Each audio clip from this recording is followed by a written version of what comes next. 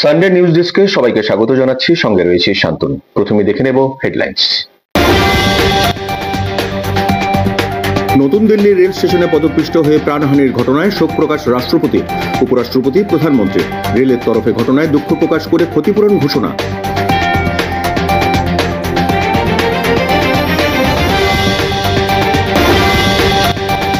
ইচ্ছে থাকলেও অবিলম্বে বিদেশিদের বহিষ্কার করা সম্ভব নয়। অসমের ট্রানজিট শিবিরে বন্দী বিদেশিদের দেশে ফেরত পাঠানো নিয়ে সুপ্রিম কোর্টে জানিয়েছে কেন্দ্র।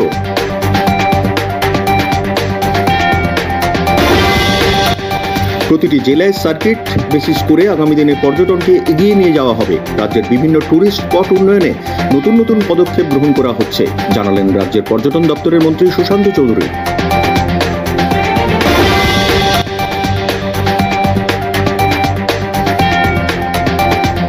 মাকে খুন করার অভিযোগে শিক্ষক বাবাকে গ্রেপ্তারের দাবিতে মেলাঘর থানায় ডেপুটেশন প্রদান মৃতার ছেলেমেয়ে সহ পরিবারের লোকদের।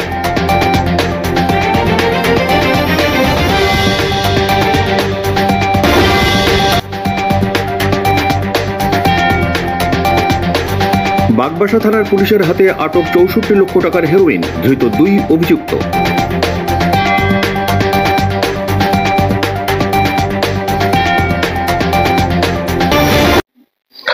এবার সংবাদ বিস্তারিত। শনিবার রাতে নতুন দিল্লি রেল স্টেশনে পদপিষ্ট হয়ে প্রাণহানির ঘটনায় শোক প্রকাশ করেছেন রাষ্ট্রপতি দ্রৌপদী মুর্মু। তিনি এক্স হ্যান্ডেলে জানিয়েছেন, নতুন দিল্লি রেল স্টেশনে পদপিষ্ট হয়ে প্রাণহানির খবর জানতে পেরে গভীরভাবে মর্মাহত। আমি শোকসন্তপ্ত পরিবারের প্রতি আন্তরিক সমবেদনা জানাই এবং আহতদের দ্রুত আরোগ্য কামনা করছি। শোক প্রকাশ করেছেন প্রধানমন্ত্রী নরেন্দ্র মোদী। তিনি নিজের এক্স হ্যান্ডেলে লেখেন, পদপিষ্টের ঘটনায় যারা প্রাণ হারিয়েছেন তাদের পরিবারের প্রতি সমবেদনা জানাই, আহতদের দ্রুত সুস্থতা কামনা করি, ক্ষতিগ্রস্তদের পাশে আছে প্রশাসন। এদিকে শোক প্রকাশ করেছেন উপরাষ্ট্রপতি জগদীপ ধনখড়। একইভাবে শোক প্রকাশ করেছেন রেলমন্ত্রী অশ্বিনী বৈষ্ণব। এদিকে রেলের তরফে পদপিষ্টের ঘটনায় ক্ষতিপূরণ ঘোষণা করা হয় রবিবার। মৃতদের পরিবারকে ১০ লক্ষ টাকা করে দেওয়া হবে। এছাড়া শনিবারের ঘটনায় যারা গুরুতর আহত তারা পাবেন ২.৫ লক্ষ টাকা। যাদের আঘাত সামান্য তাদের ১ লক্ষ টাকা করে দেওয়া হবে বলে ঘোষণা করা হয়েছে। প্রায় ৯৭ কোটি ৭০ লক্ষ টাকা আমাদেরকে প্রদান করা হয়েছে ৫১ শক্তিপীঠ তৈরি করার জন্য বিলোনিয়ার বনদুয়ারে। আগামী ২-৩ দিনের মধ্যে টেন্ডার বের করা হবে। তারপর আমাদের মাতা ত্রিপুরা সুন্দরী মন্দির প্রসাদ স্কিমে নতুনভাবে যাত্রা শুরু করবে। এইগুলোকে নিয়ে রাজ্যের দক্ষিণ জেলার পর গোমতী জেলাতে একটি সার্কিট তৈরি করব আমরা। এমনিতে প্রতিটি জেলায় সার্কিট বেসিস করে আগামী দিনে পর্যটনকে এগিয়ে নিয়ে যাব। রবিবার সংবাদ মাধ্যমের মুখোমুখি হয়ে এভাবেই রাজ্যের বিভিন্ন টুরিস্ট স্পট উন্নয়নের ক্ষেত্রে নতুন নতুন পদক্ষেপ গ্রহণ করা হচ্ছে বলে প্রতিক্রিয়া ব্যক্ত করলেন রাজ্যের পর্যটন দপ্তরের মন্ত্রী সুশান্ত চৌধুরী।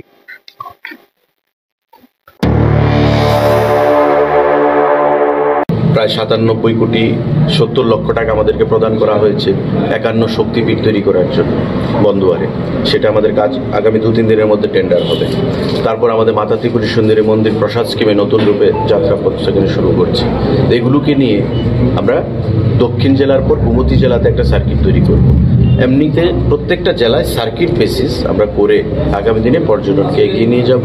এবং আপনার যেটা প্রশ্ন যে প্যাগোডাটা নিয়ে, মহামণি প্যাগোডা, সেটা আমাদের স্পিরিচুয়াল ট্যুরিজমের চিন্তাধারায় রয়েছে এবং সেটাকে নিয়ে আমরা সার্কিট তৈরি করব। রাজধানীর বনেদি ক্লাব হিসাবে পরিচিত রাম ঠাকুর সংঘের ৫৯তম প্রতিষ্ঠা দিবস উপলক্ষে রবিবার স্বেচ্ছায় এক রক্তদান শিবিরের আয়োজন করা হয় ক্লাব প্রাঙ্গণে। এদিন আয়োজিত রক্তদান শিবিরে উপস্থিত ছিলেন সাংসদ রাজীব ভট্টাচার্য, আগরতলা পুর নিগমের মেয়র তথা বিধায়ক দীপক মজুমদার ও কংগ্রেস দলের বিধায়ক গোপাল চন্দ্র রায় সহ অন্যান্যরা। প্রদীপ প্রজ্বলন করে অনুষ্ঠানের সূচনা করেন উপস্থিত সকল অতিথিরা। অনুষ্ঠানে সাংসদ রাজীব ভট্টাচার্য বলেন, রাম ঠাকুর সংঘের প্রতিষ্ঠা দিবস উপলক্ষে বিভিন্ন কর্মসূচি হাতে নেওয়া হয়েছে। তার মধ্যে রয়েছে মেগা স্বাস্থ্য শিবির ও রক্তদান শিবিরও। বিভিন্ন কর্মসূচির মধ্যে দিয়ে প্রতিষ্ঠা বার্ষিকী পালন করা হচ্ছে।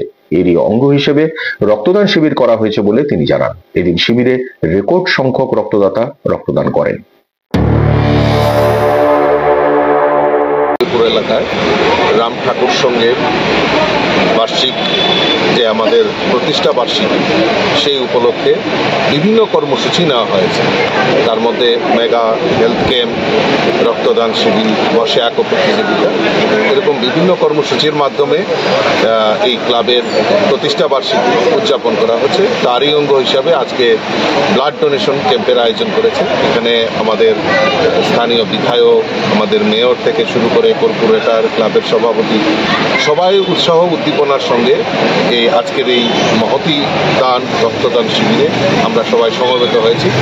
আমি আশা করি, কারণ আপনারা জানেন যে ইতিমধ্যে যে আমরা একটা সময় দেখতাম ক্লাবে কত আগে মাসুল পাওয়ার ছিল, সেটা আগে কম্পিটিশন। এখন ক্লাবে কত সামাজিক কর্মসূচিতে দুস্থ মানুষের পাশে দাঁড়ানো, ব্লাড ডোনেশন ক্যাম্প, আমাদের স্বাস্থ্য শিবির, বিভিন্ন কর্মসূচির মাধ্যমে এই সমাজকে এবং এই পরিবেশকে রক্ষা করার দায়িত্ব ক্লাবরা এখন তুলে নিয়েছেন। এবার নিয়ে নিচ্ছি ছোট্ট একটা বিরতি, সঙ্গে থাকুন।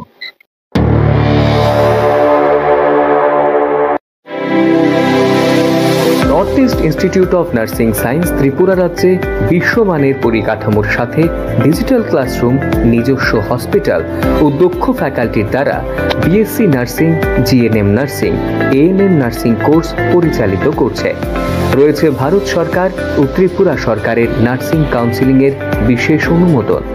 এছাড়াও ইন ক্যাম্পাস রয়েছে উন্নত মানের hostel facility, laboratory, library, indoor sports zone ও ওয়াইফাইয়ের সুবিধা। ছাত্রছাত্রীদের জন্য রয়েছে বাসের ফ্যাসিলিটি। তাই নার্সিং পড়তে এখন আর বহির্রাজ্যে নয়, নিজের রাজ্যে 100% প্লেসমেন্ট অ্যাসিস্ট্যান্সের সাথে নার্সিং পড়ার স্বপ্ন পূরণ করুন।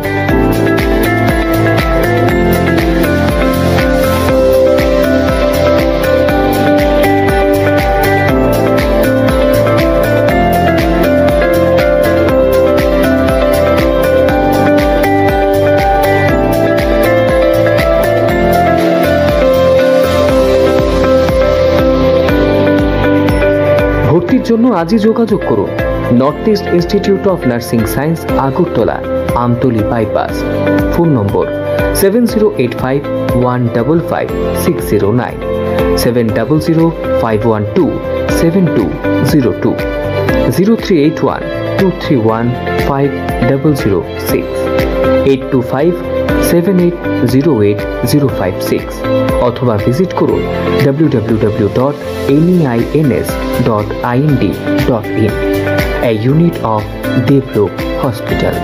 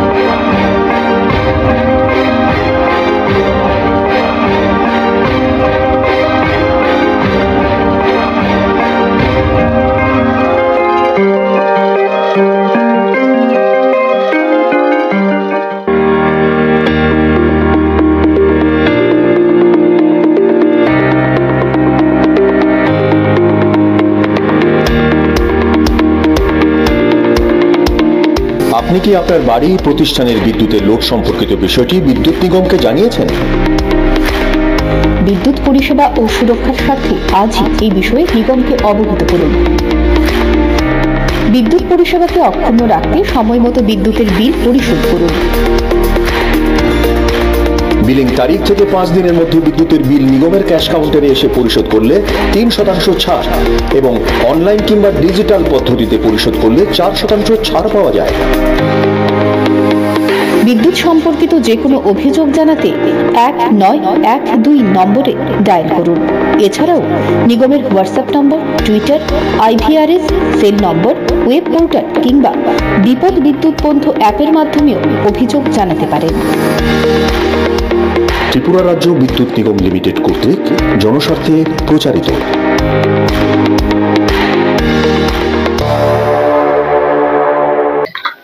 বিরতির পর স্বাগত, চলে যাচ্ছে খবরে।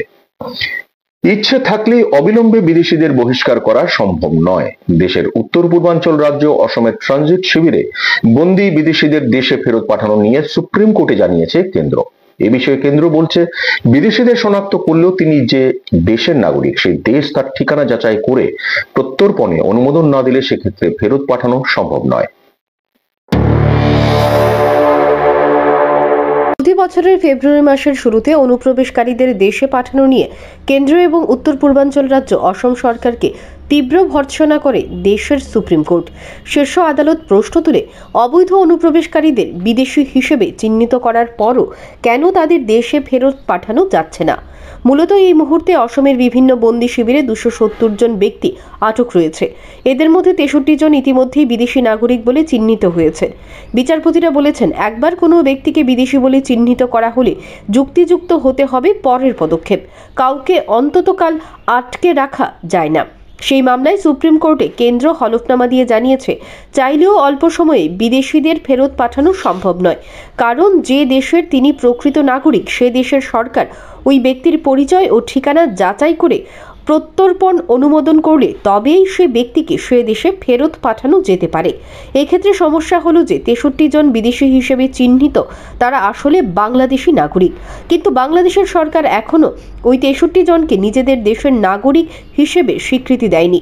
প্রসঙ্গত উল্লেখ্য, বেআইনি অনুপ্রবেশ নিয়ে কেন্দ্র সরকারের নীতি স্পষ্ট, কোনোভাবেই অনুপ্রবেশ বরখাস্ত করার পক্ষে নয় নয়াদিল্লি। যে কারণে আমেরিকা যখন ভারতীয় অনুপ্রবেশকারীদের ফেরাচ্ছে তখনও কোনো রকম বাধা না দিয়ে বরং মার্কিন প্রশাসনকে সহযোগিতা করছে Bharat. Bureau report, AKV TV. উত্তরপ্রদেশের প্রয়াগরাজে আয়োজিত মহাকুম্ভে ফের অগ্নিকাণ্ডের ঘটনা ঘটল। গত 28 দিনে এই নিয়ে চতুর্থবার অগ্নিসংযোগের ঘটনা ঘটল মেলা চত্বরে। অগ্নিকাণ্ডের জেরে পুড়ে গিয়েছে একের পর এক তাঁবু। জানা গেছে, শনিবার রাতে সেক্টর 18 ও সেক্টর 19-এর মাঝেই ঘটে এই অগ্নিকাণ্ডের ঘটনা। শেষবারও সেক্টর 18-তে লেগেছিল আগুন। সেই ঘটনার ঠিক এক সপ্তাহের মধ্যে ফের দাউ দাউ করে জ্বলে উঠল মহাকুম্ভের এই এলাকা। তবে কিভাবে ঘটল এই অগ্নিসংযোগ সেই প্রসঙ্গে এখনো জানা সম্ভব হয়নি। স্থানীয় সূত্রে খবর পেয়ে তৎক্ষণাৎ ঘটনাস্থলে ছুটে যায় দমকল বাহিনী। এরপর তারা আগুন নিয়ন্ত্রণে আনে। ঘটনায় হতাহতের কোনো খবর নেই। পাল্টে গেছে আগের বাংলাদেশ। নতুন বাংলাদেশে বদলের হাওয়া বইছে। আর এই নতুন বাংলাদেশ থেকে বঙ্গবন্ধুর চিহ্ন মুছতে উদ্যত ইউনূস সরকার। ধানমন্ডির বাড়ি তো আগেই গুড়ি দিয়েছে, এবার বদলে দিল বঙ্গবন্ধু স্টেডিয়ামের নাম। বঙ্গবন্ধুর নাম মুছে আন্তর্জাতিক স্টেডিয়ামের নাম রাখা হয়েছে জাতীয় স্টেডিয়াম ঢাকা।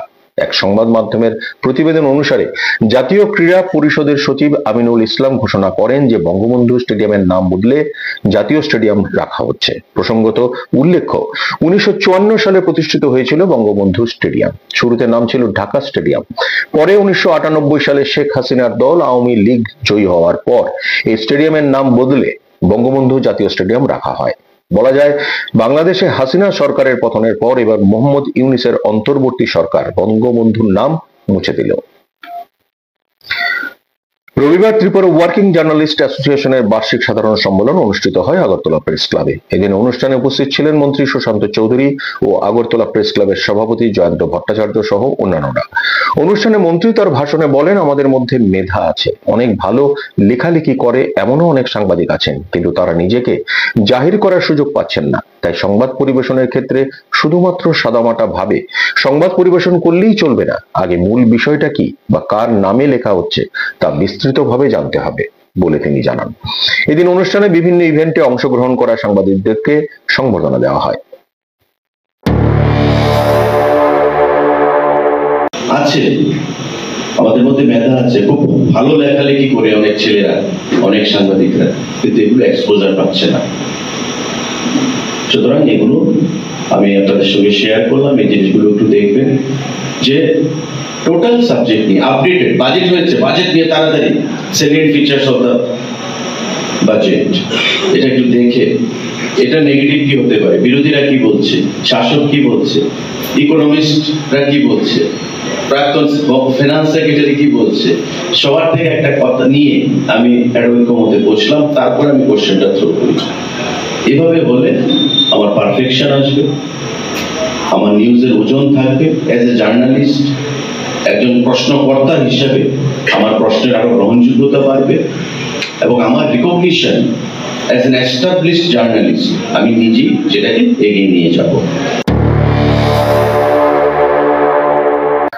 শ্যামলীবাজার স্থিত সিবিআই ক্যাম্প অফিসে চুরিকাণ্ডে ধৃত 6 জনের মধ্যে 4 জনকে রিমান্ডে এনে জিজ্ঞাসাবাদ করে আরো জিনিস উদ্ধার করা হয়। এসডিপিও সুব্রত বর্মন এই ব্যাপারে রবিবার সংবাদ মাধ্যমে অবগত করেন। তিনি জানান, পুলিশের তদন্ত জারি রয়েছে। আগরতলার শ্যামলীবাজার স্থিত সিবিআই ক্যাম্প অফিস থেকে চুরি যাওয়া আলমারি ও বৈদ্যুতিক সামগ্রী সহ বহু সামগ্রী উদ্ধার করল এনসিসি থানার পুলিশ। এ ব্যাপারে এসডিপিও সুব্রত বর্মন রবিবার সংবাদ মাধ্যমে জানান যে গত 11 ফেব্রুয়ারি শ্যামলীবাজার স্থিত সিবিআই ক্যাম্প অফিস কর্তৃপক্ষ একটি চুরির মামলা দায়ের করেন। অফিসের দরজা জানালা ভেঙে আলমারি, চেয়ার, টেবিল সহ বৈদ্যুতিক সামগ্রী চুরি করে নিয়ে গেছে চোরের দল। অভয়নগর থানার ওসির কাছে এই মামলার দায়িত্ব দেওয়া হয়। তদন্তে নেমে অধিকাংশ চুরি যাওয়া সামগ্রী উদ্ধার করতে সক্ষম হয় পুলিশ। এই চুরির ঘটনায় পুলিশ মোট 6 জনকে গ্রেপ্তার করে। তাদের মধ্যে 4 জনকে রিমান্ডে নিয়ে চুরি হওয়া সামগ্রীর খোঁজ পাওয়া গেছে বলে জানিয়েছেন তিনি। এর মধ্যে রয়েছে 16টি চেয়ার, 5টি অফিস টেবিল, 6টি সিলিং ফ্যান, স্ট্যান্ড ফ্যান, একটি কাঠের দরজা, 5টি। পুলিশি জিজ্ঞাসাবাদে ধৃতরা জানিয়েছে যে বৈদ্যুতিক তারগুলো তারা চুরি করেছিল, এগুলো বিক্রি করে দিয়েছে। এগুলো তদন্ত করে দেখছে পুলিশ। যে 4 জনকে পুলিশ রিমান্ডে আনা হয়েছে এরা হলো বিপ্লব দেববর্মা, রাজু ভৌমিক, দিলীপ সরকার এবং বিল্টু তাঁতি। এদের প্রত্যেকের বাড়ি শ্যামলীবাজার এলাকায় বলে জানিয়েছেন তিনি। পুলিশের তদন্ত জারি রয়েছে বলে জানান তিনি। 12 তারিখে আমরা 6 জনকে অ্যারেস্ট করতে সক্ষম হই এবং ওই 6 জনের জিজ্ঞাসাবাদে আমরা চুরি যাওয়া সমগ্র স্টিল আলমিরা, উডেন ডোর অ্যান্ড উইন্ডো কিছু এবং কিছু চেয়ার আমরা উদ্ধার করেছিলাম এবং পরবর্তী সময় তাদেরকে কোর্টে পাঠিয়ে ওদেরকে মধ্যে 4 জনকে আমরা রিমান্ড আনি। এই 4 জনকে জিজ্ঞাসাবাদ করে আমরা আরও কিছু chair, table, electric fan, water Sintex এবং আরও কিছু জিনিস আমরা উদ্ধার করতে সক্ষম হই। Bureau report, AKB TV.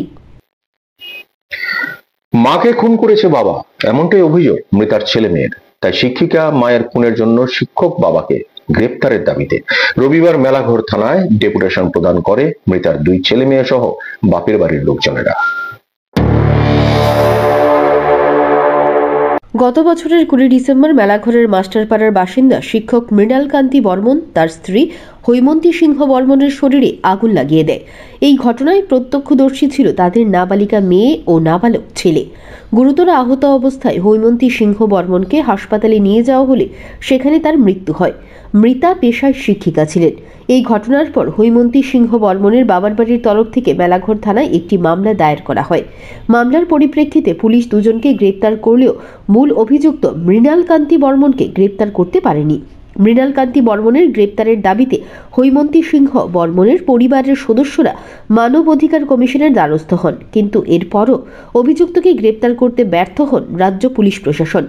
ঘটনার প্রায় 2 মাস পর রবিবার হৈমন্তী সিংহ বর্মনের নাবালিকা মেয়ে ও নাবালক ছেলে এবং তাদের আত্মীয় স্বজনরা মেলাঘর মাস্টারপাড়া মৃণাল কান্তি বর্মনের বাড়ি থেকে একটি মৌন মিছিল বের করেন। মিছিলটি মেলাঘর বাজার পরিক্রমা করে মেলাঘর থানার সামনে এসে শেষ হয়। সেখানে তারা মৃণাল কান্তি বর্মনকে দ্রুত গ্রেপ্তার করে আইনের আওতায় আনার জন্য একটি লিখিত অভিযোগ দায়ের করেন। এখন অভিযুক্ত মৃণাল কান্তি বর্মনকে দ্রুত গ্রেপ্তার করার জন্য দাবি জানিয়েছেন তারা। 57 ডেজের মেন 21 যিনি রয়েছেন মৃণাল কান্তি বর্মন, ওনাকে এখনও পুলিশ অ্যারেস্ট করেনি। তো আমরা সাধারণ জনগণ এবং মেলাঘরবাসীরা আজকে মেলাঘর থানাতে এসেছি এবং আমরা একটি লিখিত ওদেরকে দিয়েছি যাতে অতি সত্বর মেন 21 যিনি রয়েছে ওনাকে অ্যারেস্ট করা হোক এবং যথার্থ যত মৃত্যুদণ্ড যাতে ওনাকে দেওয়া হয়, কারণ ওনার দুজন ছেলে মেয়ে রয়েছে। মেয়েটির বয়স রয়েছে 13 বছর এবং ছেলেটি হয়তো বা 11 বছর 6 বছর। তো সেক্ষেত্রে সে ছেলে মেয়ের নিজের চোখের সামনে দেখেনি, কিন্তু ছেলে মেয়ে আজকে আমাদের সামনে উপস্থিত হয়েছে। ছেলেমেয়েরা কিন্তু আমাদের সামনে আমাদের সাথে আজকে উপস্থিত হয়েছে এবং ওনার মাকে যে নৃশংসভাবে হত্যা করেছে সে দোষীর যথাযথ বিচার চাইছে এবং আজকে 57 দিন ক্রস করছে, সেক্ষেত্রে মেন একুইস্টের অ্যারেস্ট হয়নি। এদিকে মেলাঘর থানার পুলিশ জানিয়েছে তারা অভিযুক্ত মৃণাল কান্তি বর্মনকে গ্রেপ্তার করার জন্য সর্বাত্মক চেষ্টা চালাচ্ছেন, কিন্তু মৃণাল কান্তি বর্মনের ব্যবহৃত মোবাইল নম্বরটি বন্ধ থাকায় তার অবস্থান শনাক্ত করতে কিছুটা সমস্যা হচ্ছে। অপরদিকে পুলিশের কাছে খবর এসেছে যে তিনি বর্তমানে চেন্নাইয়ে অবস্থান করেছেন। খুব শীঘ্রই তাকে গ্রেপ্তার করা হবে বলে আশ্বাস দিয়েছেন মেলাঘর থানার police. Bureau report, AKV TV. আবারও নিয়ে নেব ছোট্ট একটা বিরতি, সঙ্গে থাকুন।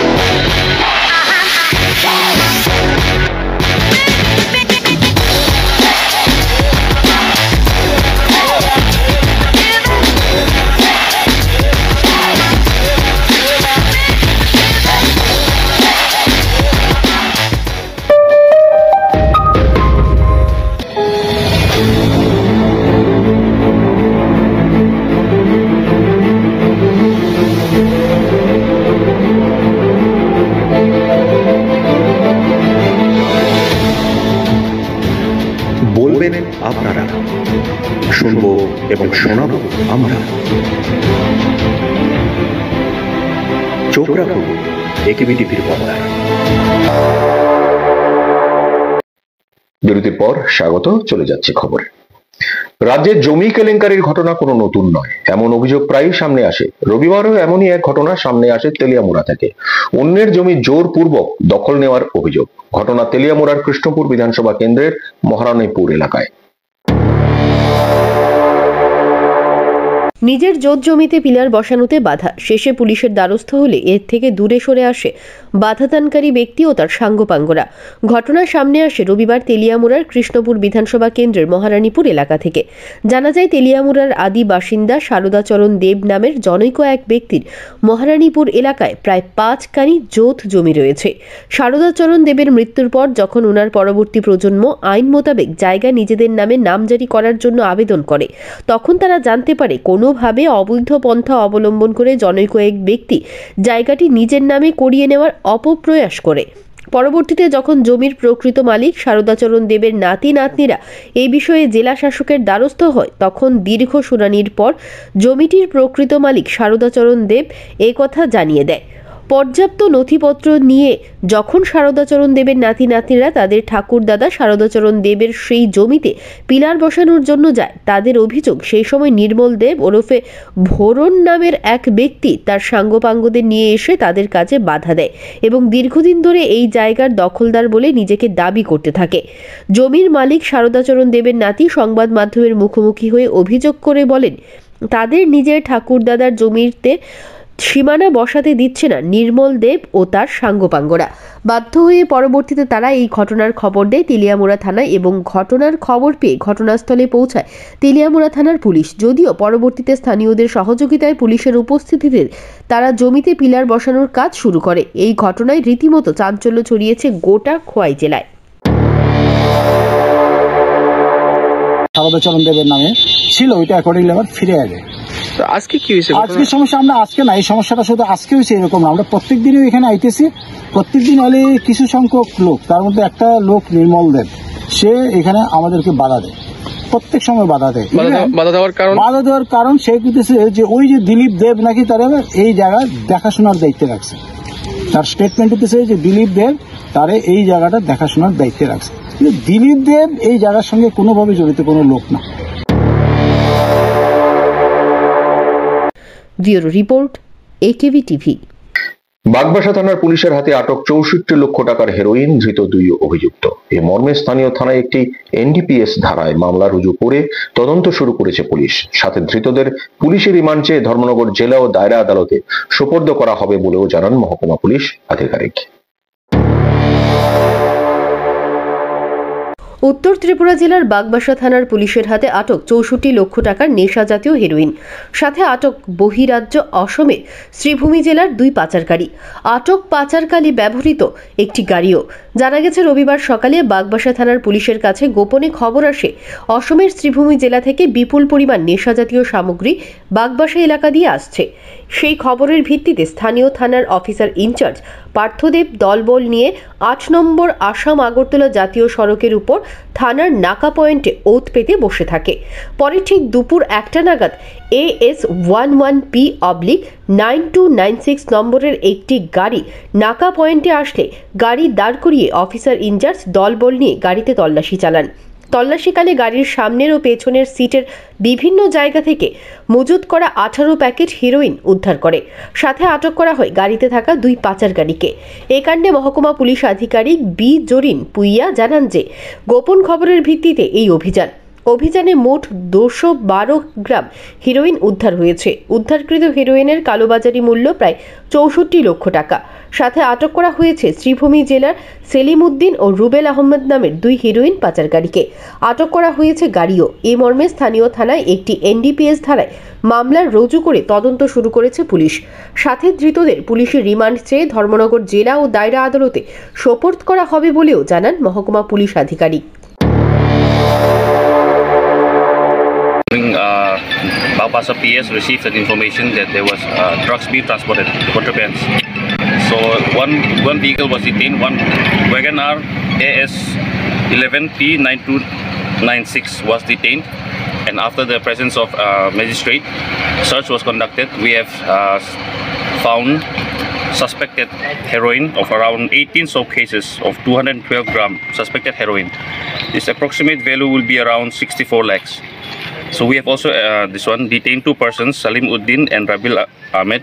We will register a case and investigation will be conducted. Currently, with the information we have received is that the vehicle had come from Karimganj, and we will determine in which side it will be proceeding. We will see based on the investigation where it was being transported and who are the persons involved. For now, we will start investigation. Bureau Report, AKV TV. গভীর রাতে বিধ্বংসী অগ্নিকাণ্ডে আগুনে পুড়ে মর্মান্তিক মৃত্যু হলো হরিমোহন রিয়াং নামে 80 বছরের এক বৃদ্ধের। এই হৃদয় বিদারক ঘটনাটি ঘটে শনিবার গভীর রাতে কাঞ্চনপুর স্থিত সবনালা লংতরাই পাড়া এলাকায়। বৈদ্যুতিক শর্ট সার্কিট থেকে এই আগুনের সূত্রপাত হয় বলে প্রাথমিক অনুমান। আগুনে ওই বৃদ্ধের বাড়ির বসত ঘরটিও পুড়ে ছাই হয়ে যায়। ঘটনার সময় ঘরের বিছানায় ছিলেন হরিমোহন রিয়াং। আগুনে পুড়ে তার মর্মান্তিক মৃত্যু হয়। খবর পেয়ে রবিবার সকালে ঘটনাস্থলে ছুটে যায় কাঞ্চনপুর থানার পুলিশ। এই ঘটনাকে কেন্দ্র করে এলাকায় তীব্র চাঞ্চল্য ছড়িয়ে পড়ে। আজকে আমরা সকালে ভোর প্রায় অনুমান 6টা সাড়ে 6টার দিকে খবর পাইছি যে লঙ্কারাই পাড়া, এই সাতনালা লঙ্কারাই পাড়া, যে এখানে একটা ফায়ার ইনসিডেন্টের ঘটনা হয়েছে। এই ইনসিডেন্টের মধ্যে একজন বৃদ্ধ লোক মারা গেছে বলে আমরা শুনছি। এই খবর পাওয়ার সাথে সাথে আমরা পুরা আমি থানা থেকে এসে দেখলাম যে এরপরে একজন এখানে ডেড বডি পুরা ছাই হইয়া গেছে। হ্যাঁ, এই পরিবারের লোক এখানে টোটাল ফ্যামিলি মেম্বার 6 জন আসলো। ইয়াতে এটা বৃদ্ধ বয়স 80 বছর, তার নাম হচ্ছে হরিমোহন রিয়াং, 80 বছর বয়স। বাবার নাম হচ্ছে নারদমণি রিয়াং।